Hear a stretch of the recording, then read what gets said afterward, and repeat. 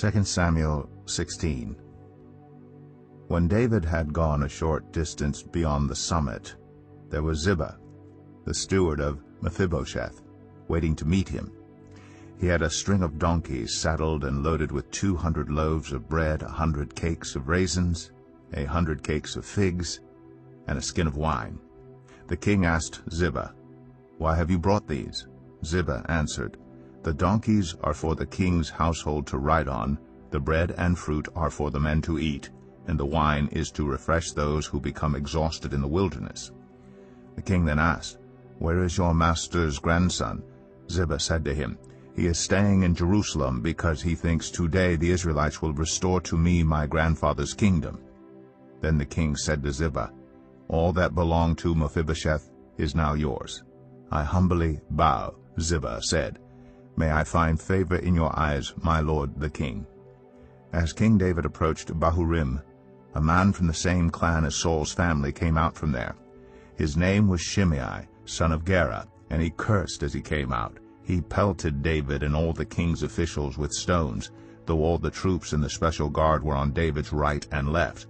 As he cursed, Shimei said, get out, you murderer, you scoundrel. The Lord has repaid you for all the blood you shed in the household of Saul, in whose place you have reigned. The Lord has given the kingdom into the hands of your son Absalom. You have come to ruin because you are a murderer." Then Abishai, son of Zeruiah, said to the king, "Why should this dead dog curse my lord the king? Let me go over and cut off his head." But the king said, "What does this have to do with you, you sons of Zeruiah? If he's cursing because the Lord said to him, 'Curse David,' who can ask, 'Why do you do this?'" David then said to Abishai and all his officials, "My son, my own flesh and blood is trying to kill me. How much more, then, this Benjamite? Leave him alone, let him curse, for the Lord has told him to. It may be that the Lord will look upon my misery and restore to me his covenant blessing instead of his curse today."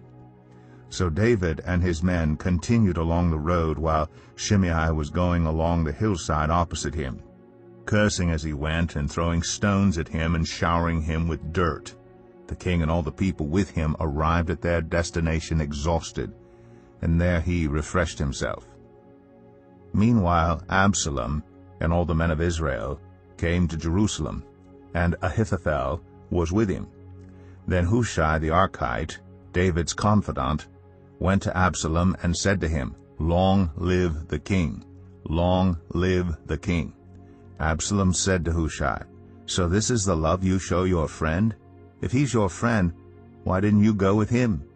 Hushai said to Absalom, "No, the one chosen by the Lord, by these people, and by all the men of Israel, his I will be, and I will remain with him.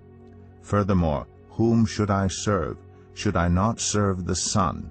Just as I served your father, so I will serve you."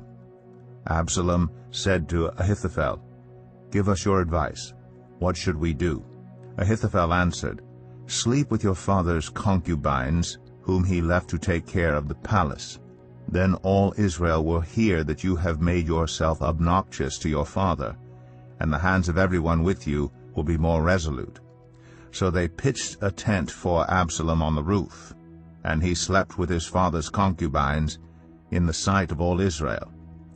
Now in those days the advice Ahithophel gave was like that of one who inquires of God. That was how both David and Absalom regarded all of Ahithophel's advice.